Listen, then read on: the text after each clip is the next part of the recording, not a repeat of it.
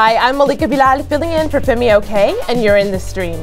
Today, 5 years after a catastrophic earthquake, has Haiti been rebuilt, or is it still struggling to emerge from the rubble?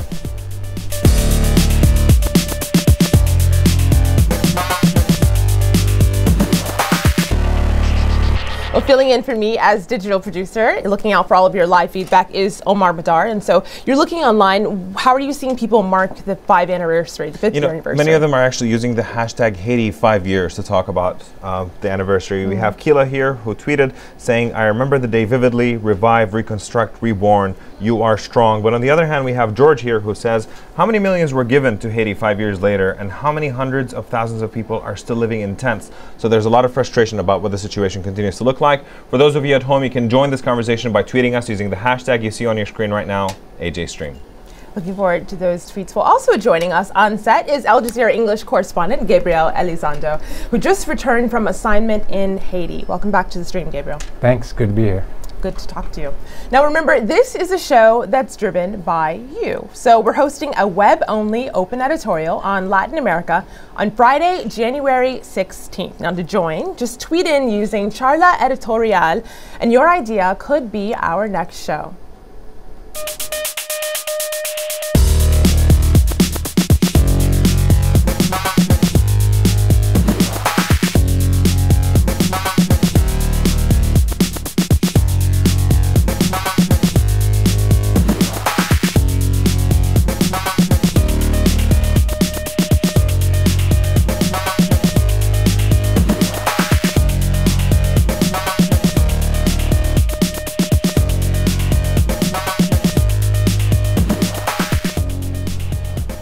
Build back better. That was the idea following the 2010 earthquake that shook Haiti, leaving behind an island nation entrenched in death, destruction, and devastation. With this week marking the 5th anniversary of the disaster, many are questioning why the country hasn't achieved that goal. Although some of the infrastructure has been rebuilt and most Haitians have moved out of temporary camps, tens of thousands still remain displaced with no running water, electricity, or sanitation. To complicate matters even more, some Haitians have been protesting, calling for the removal of President Michel Martelly, who is now running the country by decree after Parliament was dissolved earlier this week due to political deadlock. So with progress in some places and not others, has Haiti really managed to build back better? Well, with us to discuss this via Skype in New York, Stefan Vincent, the digital media consultant for the Haitian government. From Durham, North Carolina, Jonathan Katz, journalist and author of The Big Truck That Went By: How the World Came to Save Haiti and Left Behind a Disaster. And in Port-au-Prince is Jean-Fernel Them, Haiti's assistant country director for the humanitarian organization Concern. Welcome to the stream, gentlemen. Stefan, I want to start with you. I'd like for you to paint us a picture and paint our audience a picture. You know, it was in less than a minute, really, when so many lives in Haiti changed drastically. Tell us about that day. Where were you when the earthquake happened? When the earthquake happened, I was actually in downtown Port-au-Prince at my uncle's house, and I had my little cousin on my lap. We were playing around, and suddenly the quake started, and he fell from my lap. And I tried to get up to run out of the house because I became aware of what was going on, but I couldn't feel my lower limb. It's almost as if my legs didn't exist anymore. And a few seconds later, when I finally got the strength to get up and run out, I got stuck by the door and the house started to balance left and right. And there's another house next door that I was able to witness, which started to collapse, and fire broke in that house, since the people were cooking during that time, and it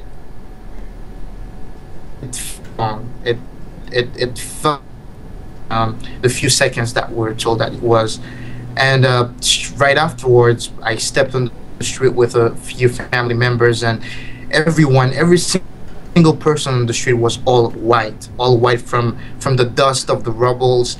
It was horrible. Right. People running left and right, and people that are hurt, people crying, people confused.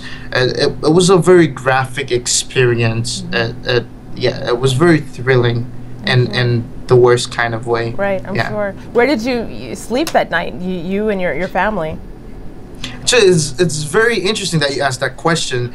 We were so clueless of the effects of the earthquake that night we slept inside the house, and we had aftershocks during that night, but we didn't know that the earthquake did so much damage until the next day when my uncle and I started to roam the streets of Port-au-Prince, where we walked on dead bodies and witnessed the palace collapse, the National Cathedral, the different government buildings collapse. It wasn't until that next morning that we realized what really happened.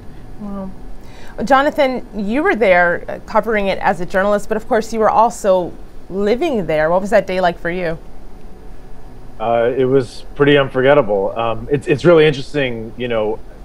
I think that listening to his story and thinking about my own, I was in my house in Pétionville, in the hills above Port-au-Prince. It was a house rented by my employer, the Associated Press. I've been living there for about 2.5 years. And I wasn't able to sleep in my house that night because my house had collapsed all around me. And so actually I was able to, because of that, I guess it wasn't even an ability to, I was forced to go out into the streets that night. Even if I didn't need to for work, I wouldn't have had any other option. And my colleague and friend and I, Evan Sanon, my driver and fixer, went all over the city that night, and we ended up visiting much of the capital and saw the National Palace collapse and the homes of his family collapsed, and it was just unforgettable. But it's just really interesting to me, you know, every time you listen to somebody's story from that night, from January 12th, 2010, it's a little different. And it's really important to remember, you know, in a metropolitan area of 3 million people, it was 3 million different stories and 3 million different experiences. And that's something that sometimes gets missed from the outside. Of course. So obviously, Malika, one of the big questions here is how much have things changed now? So we put that question out to our community on social media, and we have Aaron who tweeted in saying people's lives haven't changed. There are still teachers not getting paid, no portable water, and child slaves. And he goes on to say that he was there just a little over a year ago, stays in touch with people there, and says, I could post pictures that would still bring tears to your eyes. Gabriel, what is your sense of what the situation, what does Haiti look like today? Well, I just got back from Haiti, and I almost did have tears in my eyes, but I had tears of joy.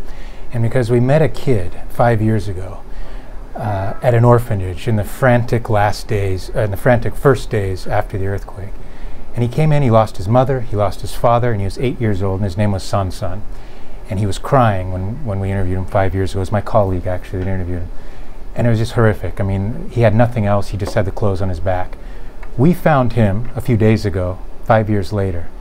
He's doing well, he's happy, he's healthy, he's in a school, he's about to graduate from middle school, he's 13 years old now. And as Jonathan and Jean-Fernand were talking, I mean, they know it better than I do because they were there the day of the earthquake. I showed up a couple days later, but when I saw this kid, Son 5 years later, and we saw the video of him from 5 years ago, there are small pockets of hope in Haiti. And seeing a kid like that shows that it is a story not about buildings, it's not a story about the UN, it's not a story about a palace, it's about a story about people. The people that died and the people that survived and are still trying to rebuild their lives. And you mentioned that son, so I went through your Twitter feed and found this picture just for our audience to see. This is a son, a picture that your team took, Gabriel. This is him standing, and this is another shot of him. But Jean-Fernand, you heard Gabriel mention a pocket of hope. You're talking to people affected by this to this day, every day. What to you has changed? Do you see more hope than despair? I would like to say first, the Haitian population is a very resilient population. I would say even the week after the earthquake, people was thinking already about to find their own way because they know about the lack of support from the states. It's not, they know the government has been hit like any other citizen in the country. So everyone was trying to find their own way. And while we were talking about progress, what has been changed? I mean, from my side, I see lots of change has been made and very positive changes. Because 5 years ago, you would see tents everywhere. So now you still have people living under tents. You still have. But if we're talking about coming from 1.5 million people living under tents, now we're talking about 70,000. So those are statistics that could help us to see the progress. But Jean Fernel, you mentioned those tents, so I just want to give people an idea of what they actually look like. Now, this is a video that I just want to show a clip of for our audience to give them a taste. This is from your organization, Concern. So have a look at this. Détruit après tremblement de terre là? Oui, il écrasé même. OK, pas gagné du tout. Bah, sauvant rien. C'est ça, c'est ça. Tout problème net, indistinguement. L'eau, manger, courant. Il va falloir lever au besoin de laver pour mettre le bagage en tous ces problèmes. On ne doit pas gagner, on ne doit pas gagner 10 gouttes de chambre savon pour laver. Tout ça, c'est un problème. Obligé de mettre la salle sous ça. So Jean Fernel, you're talking to these families that are relocating, families just like hers. What are they telling you, and are the places that they're going adequate? I mean, you know, Haiti as a country has lots of, I would say, urban planning problem. We have slums everywhere. I mean, the slums are not result of the earthquake. We had slums before the earthquake. And during the relocation process, we have criteria in place where a house has to respect, whether it's the house is in a ravine, because people sometimes they live in house located in ravine where they could get flooded easily. So we have lots of disaster risk reduction criteria we take into account before we approve a house and pay the landlord. So for sure, those families, they're living in better condition than where they were in the tents. I mean, I that's true, I think, but there's also, I mean, when we were just in Haiti, there's that camp right by the airport, and there are several thousand people with physical disabilities there that lost an arm or a leg in the earthquake, and they're still living in what they call the international community calls T shelters, which is a nice way of saying temporary shelters, which is a nice way of saying a slum. And it's really bad conditions. They don't have proper water. They don't have any water. They don't have electricity. They don't have proper sewage system. So while there were 1.5 million people homeless right after the earthquake, today the government will tell you and the international community will tell you there's only 80,000 about. That's about a 90-something% drop. That's the good news. Yeah. The bad news is there's still tens of thousands of people that are really suffering, not to mention hundreds of thousands more that are also very poor. I think that something that people understood very widely in the immediate aftermath of the earthquake, but seem to have forgotten very quickly, is that what this story was about, what this tragedy was about, was that the underlying conditions in all of Haiti, and then specifically in the cities in southern Haiti and the capital that were hit by the earthquake, were so bad. The living conditions were so precarious, people were so vulnerable, that an earthquake that was merely a 7.0, somewhat shallow as it was, close to a major population center as it was, but nevertheless, just a 7.0 earthquake killed an estimated, 100,000 to 316,000 people.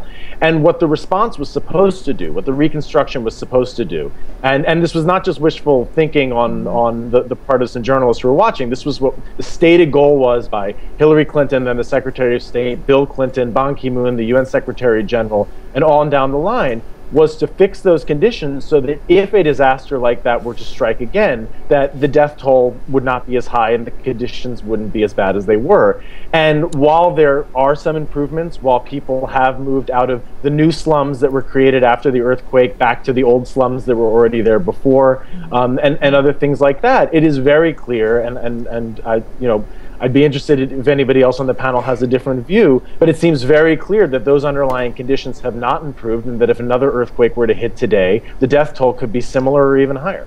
There are people who are actually talking about what the progress has been over the past 5 years and whether it's been enough. And Ahmed here, who says, I don't think enough progress has been made considering the billions of dollars that they got in funding. And you have Victor, who just tweeted in a little bit ago, saying all the pledges and donations for the disaster ended up with big corporations and NGOs.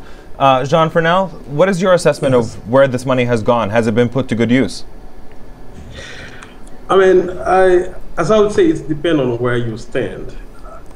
For me, I can't, feel that I'm accountable for the use of every single dime of this money.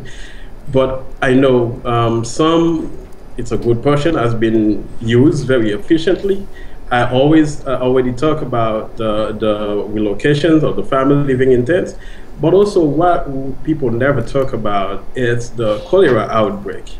One of the biggest fear we had in the humanitarian sector was what's going to happen if the cholera outbreak reached the camp.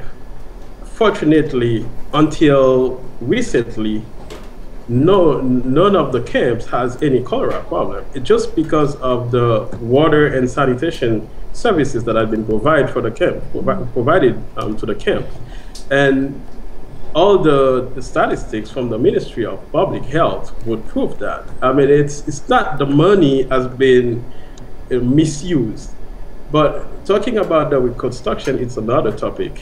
So I would say. But let's talk about cholera and money for a second. Please.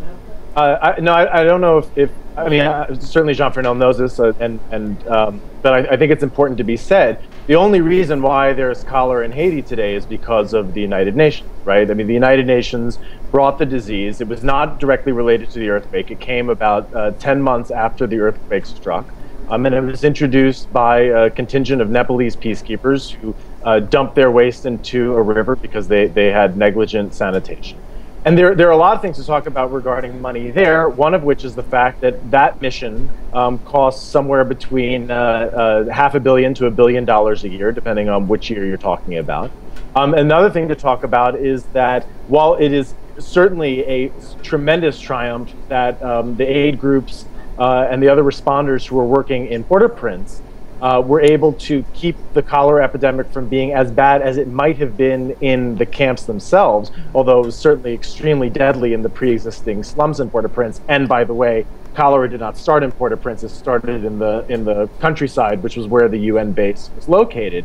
But the way to keep cholera from killing people in the future is to make serious investments in water and sanitation and healthcare infrastructure that the international community has fundamentally been unwilling to do. And the last thing I'll say about that is that the UN introduced a program in consultation with the Haitian government and the Dominican government of the Dominican Republic for $2.27 billion to do that work to prevent cholera from recurring, spiking again in the future. That program is only about 10% funded, and the efforts to hold the UN accountable and say, look, you're responsible, singularly, you're responsible for creating this disaster. You should be responsible for making sure that it gets attended to. The UN has managed to successfully rebuff all of those efforts, and most recently, an attempt to sue the UN in U.S. federal court was just dismissed by a U.S. federal judge just a couple days ago. So there's a lot to talk about with money and cholera. Of course. And Gabriel, I know... Well, I wanted to... Stefan, go ahead. Yes. First of all, I want us to remember that Haiti is a work in progress, and as Jonathan mentioned, the infrastructure was already vulnerable pre-earthquake, and the earthquake made it even worse. In regards to NGO, in regards to international aid, I think the biggest issue in Haiti is the fact that there's a lack of oversight on the part of the NGO and the money that is being given for relief in Haiti, and I think this lack of oversight allows organizations and international organizations to do as they please and allocate certain percentage of the money without any form of regulation. And I think that's probably the biggest issue that Haiti has with the NGO culture, is really the lack of regulation. Right. Well, Stefan, you mentioned the lack of regulation, but I wonder if some of that regulation has to come from a functioning government. And of course, Gabriel, what we know is missing right now is a functioning government. Exactly. It sounds like a lot of people agree, so I want to go to Gabriel here because he looks like he wants to get in. Go ahead, Gabriel. Well, I'll just say briefly, you're right. I mean, all these topics we're talking about, the cholera, the money, the reconstruction, In Haiti, they're all kind of related. And I'll give you one example. The International Organization of Migration, which is in charge, the international body that's in charge of relocating people out of these camps, their budget runs out at the end of this month. At the end of this month, the head of the organization that I interviewed there in Haiti said, if we don't get a funder by the end of this month, we don't have any more money to move out any of the more people that are in camps. Why is he worried about not getting funding? He said, because the government is currently in a very delicate state. It's being run by and that's putting it run by decree. lightly. So right. all of these things are related in Haiti, and we're all talking about them, but they all circle back, and they all ultimately they affect the Haitian people. They're the ones who get the benefit of them. Stefan? Let me say this in regards to government having a properly functioning government. We must remember as such, with a country like Haiti that lacks the infrastructure, that lacks the resources to fight such a to get the country out of such a disaster. There's so many other priorities of the government. You have people that need immediate help. You have people that were living in camps. You have a country that lost so many resources. You have governmental buildings that went down. There's so many other priorities that having a body to regulate NGOs in regards to other crucial priorities then at that time was the least of the government's concern, although it was very important, but there were more pressing issues at that time. And at that time, Stefan, but right now we're talking about 5 years on, we're talking about a dissolved parliament and a president really that has the ability to rule by decree. Well, in regards to Parliament, the President has done everything in its power to come with a consensus for Parliament to have continuation. I mean, technically, the President he's not ruling by decree as of yet. I mean, we still have 10 senators in Parliament, although Parliament is dysfunctional right now. But recently, a couple days ago, the President actually met with those 10 senators to discuss going forward towards election. And the President said in his speech on January 12th for the commemoration of the earthquake that the only decree that he will be taking is the one to set forth elections. Well, Jonathan, your response to that in about 20 seconds. We're running out of time. Well, I think it's very important to remember the relationship between money and power when it comes to elections, too. The election that brought President Martelly to power was paid for by the international community, and the international community used that influence to drive the election in the direction that they wanted. The Organization of American States and the United States government came in during that election in which Mr. Martelly had actually been eliminated from the race, and they put him back into the race in large part because they believed in his plan for reconstruction, which happened to be their plan for reconstruction. And part of the deal that was necessary in order for that deal to get swallowed by the then president of Haiti, René Préval, was to allow Préval's party to remain in charge of the legislature, which then set the stage for this kind of gridlock. So I know we only have a couple seconds, and that's always the problem with these conversations. Of course. But people need to remember that when we're talking about money, when we're talking about power, when we're talking about Haiti, we are talking about an island nation, but we're not talking about an island floating in space somewhere. It's an island in the world that has very close relationships with countries like the United States. And you're saying that the U.S. is intricately involved in this. I want to give the final word to the community, Omar. We have Harvey here who commented on Facebook saying Haiti is where good intentions meet bad outcomes because philanthropy as a business is in one boot and bad politicians are in the other boot stomping on the impoverished. That's beautifully said, but so sad. So we're going to pause our conversation now, pick it up in the post show. I have enough time to tell you about our next show. In China's Xinjiang region, hundreds of people have been killed in the past 2 years during clashes between Chinese security forces and the Muslim Uyghur community. The Chinese government blames the violence on Muslim separatists, but the Uyghurs say it's the result of discriminatory policies against Uyghurs. So we'll explore that debate on Monday. But stay with us. The heated post show on Haiti is next at stream.aljazeera.com. Head there. We'll see you online.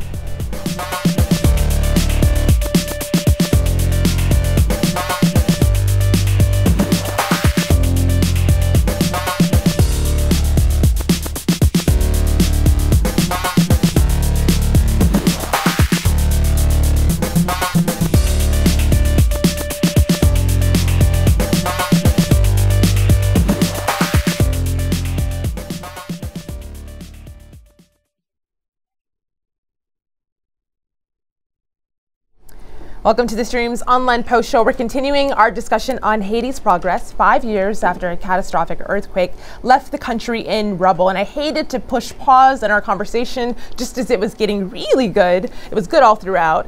Jean Fernal, though, you wanted to say something before we entered into the post show, so please take it away. Yes. Stefan was talking about regulations. I'm not sure regulation it's really the problem. And what, as someone who is working for an NGO, I would see the work frame. We know that we need. It's not regulation. We already have the Ministry of Planning where it's there, and all the NGOs. Not all, but the majority has been registered. But the problem is, whether you're working in education, you need a national development program for education.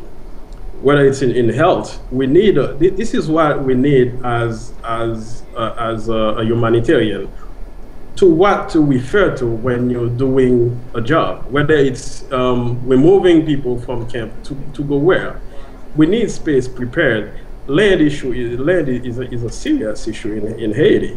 I mean, people. Now we're talking about over 70,000 people still living in camps. Not all of them want to leave the camps because they want to. Some of them want to stay where they are because it's the unique opportunity they have to have a piece of land. This is all of those deep issues that the government needs to address. It's not only a matter of regulation. It's where the money should be spent. And what is the work frame for the organization? That was the point that I wanted to bring on the table. Well, this is what I really meant by regulation, not just directing organizations on what to do, but just as you mentioned, advising them on what direction to take. And I think you join me. I may not have detailed it as much when I said regulations, but all of the aforementioned points that you have made become part of a certain regulation as well, and I think I think land is a very complex issue in Haiti as well, and that goes back way before the Mortelli government. It has always been a very fragile issue that prior governments have failed to address, and this is what brings us here to that crisis right now. And it's an issue that has existed for a while in Haiti. I agree with you. I mean, I was not talking about Martin government itself. I'm talking about the Haitian state. No, I mean, itself. I'm just it's the current government, so I just dropped it in. But it's a core issue that really needs to be addressed. I mean, you have lands in Haiti, and some people might have papers to this land, and then other people come and say, this is their land. This is all part of lack of regulation, and as Jean Fernal said, some people feel very comfortable to stay where they are simply because it gives them a sense of entitlement, and they're finally able to have a piece of land that they can call their own. And that's actually something I had never even considered. So thank you for raising our attention to that. Yes. There are a lot of people who are in our online community who are pointing a finger specifically at government corruption, but there's a disagreement within that. We have Liberated King here who tweeted in saying there needs to be an overhaul of the entire political culture, not just politicians. There is no quick fix to this question. But we also have this video comment from Ryan, who just returned from Haiti. Take a listen to this. I think a focus needs to be on education, but the thing holding the country back is power struggle. The old families and the old corporations, or the big names in communities that have all the power, they don't want the country to progress because they'll lose contracts, they'll lose money, they'll lose their control. And I think power struggle is the main thing holding the progress with the government and the country.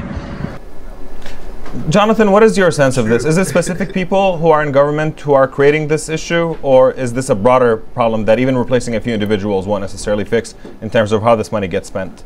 Well, look, the specific personalities are always incredibly important, but it's like Groundhog Day. I mean, these are the same conversations that we've been having, not only for the 5 years since the earthquake, but you can go back and read things that were written in the 2000s and the 90s and the 80s that were about the exact same thing. One of the things is that in the immediate aftermath of this particular disaster, after the earthquake, the rhetoric was, a lot of it was right. I mean, in some ways, no one gave a clearer and more powerful speech about how messed up things were and how things needed to change with regard to the way that the international community addressed things in Haiti, with regard to the way that aid groups were used as a tool to go around the Haitian state and contribute to its weakness. I think in many ways nobody gave a more powerful speech than Hillary Clinton, who was then the Secretary of State and was giving that talk in front of a donors conference not 3 months after the earthquake at the United Nations. She said we need to work through the Haitian state and not around it. We need to do things in a way that's different than we have done them before, and they didn't. And I think that, you know, part of the reason why it's Groundhog Day, part of the reason why we see the same things happening over and over again, you know, some of the people in the community, in the commenting community here on the show, got at it, that there are people who benefit from the status quo and they don't want to change the status quo. Yeah, but and also just because the people who are really getting the short end of the stick here, the vast majority of the people of Haiti are the ones who have the least ability to hold people accountable and to say what they want and hold people accountable when they don't get it. And until that changes, I don't see any reason to think that this conversation is ever going to go away. You know, Jonathan, that segues really nicely. I mean, it's very sad, but it segues with this. This is a Facebook post that Gabriel, you wrote not too long ago. When talking to Haitians this week who are still suffering after the earthquake, they've said variations of, "We hope not to be forgotten." And sadly, you wrote, "I get the sense it's too late. Haiti, back to where it was before the earthquake, by itself, on her own." This is when you arrived there on the anniversary of the quake. What was it that really made you feel like this? Yeah, I wrote that last week on the 5-year anniversary of the quake. I went to a memorial remembrance service that the president held, and it wasn't open to the public, number one. It was only for invited dignitaries. But then I didn't see anybody, any regional leaders. I didn't see Bill Clinton, who, as Jonathan pointed out so correctly, is, you know, his wife, Hillary Clinton, spoke to. I saw nobody really paying attention. There were very few foreign journalists there. I could probably count them on one hand. And so I was just left there sort of struck with, you know, Haiti is a little bit on its own, and maybe that's not necessarily a bad thing. Stefan, is that you? Well, I mean, looking back at that commemoration ceremony on the 12th, there was a lot of political tension in Haiti as well, and a lot of people were sort of on standby for this so-called crisis that was about to happen, because that January 12th was the last day for Parliament to either stay or go, and I think this has a major effect on the event that took place that morning. And I think a lot of people actually were being very cautious. A lot of people stayed inside their homes, and there was a lot of tension. There was a lot of tension in Haiti around that time. You know, there's an interesting question raised here. John, for now, I'm going to come to you with this. The question of essentially whether foreign aid is a good idea at all. That was kind of an interesting philosophical question that I hadn't really thought about much. We have Ali Babak here on Facebook who says the U.S. should help Haiti because it's one of the poorest countries in the world. On the other hand, you have Lieutenant Colonel Gurmit here who says Haiti needs Japanese willpower and hard work only. Begging for all kind of aid and assistance will only make it beggar. Jean Fernel, I imagine many people might be offended by the suggestion that it's a lack of willpower among Haitian people. But what would you say to people who think that Haitians should be taking care of this entirely on their own and not really expecting aid from the outside? I mean, I don't agree with that. I mean, it's the way that people is putting it. It's not Haiti is begging. Myself as a Haitian, even though I'm working for an NGO, I'm not happy with that, because you could still receiving aid to do what the government is not able to do. I mean, what the government doesn't have the resources to allocate to. Let's say, there's some basic social program that the government doesn't have enough resources to support. We still could have the aid, to feed them. At the same, as I said earlier, it's the problem. It's who is leading that. When someone comes with a financial, any kind of support, to what to refer to. That would make the whole difference. We wouldn't have even this discussion right now if we had this policy. Like we were talking earlier about too many NGOs. Of course, at the beginning we had so many, but now there's, as Jonathan said earlier, it's we kind of alone. Even NGOs, they left because the attention on Haiti has been shifted. Jonathan? I'm sorry to interrupt. I just want to challenge the premise behind the conversation that the primary relationship between the rest of the world and Haiti is one of aid, where we just sort of sometimes give things when we're feeling nice, and then the other option is to give nothing at all. That's not the way the relationship actually exists. And some of the other commenters that you were quoting before have said this as well. The United States, just to use one major example, involves itself in Haitian elections in a major way. We ferry Haitian presidents out during coup d'etat. We come in with a very heavy hand. This year is not only the 5th anniversary of the earthquake, it's also the 100th anniversary of the beginning of the United States occupation of Haiti, which went on for 19 years and was an extremely brutal and an extremely important part of that country's history, which, by the way, began with the theft of all of the gold in the National Bank of Haiti that was brought to New York and put into Citibank for safekeeping. The idea that the only things that we can talk about are whether they're getting too dependent and whether we've been too nice and maybe we should stop being so nice and let them stand on their own. That does not reflect the reality of what's ever actually happened. I do agree with you, concise Jonathan, history from Jonathan. Stefan, I'm going to give you the last word because I hear you piping up there, and we started with you. So why don't you wrap it up for us? Well, here's the last word to kind of change the direction a little bit. I mean, 5 years later, Haiti. Whenever Haiti is seen on the news, it's always the aid, it's always the country not going well. But there has been a lot of progress as well. I mean, if you're looking at numbers, the foreign direct investment has skyrocketed in Haiti. You have tourism that has taken a big boost in Haiti, and just yesterday I was discussing with someone about that. And also I think going forward, there's a lot of hope for Haiti. I mean, you have direct flights from New York to Port-au-Prince. You have new airlines going into Haiti. There's a new airport that was being built in Cape Haitian. Now American Airlines has a straight flight to Cape Haitian. You have new hotels being built. You know, the country is a lot safer.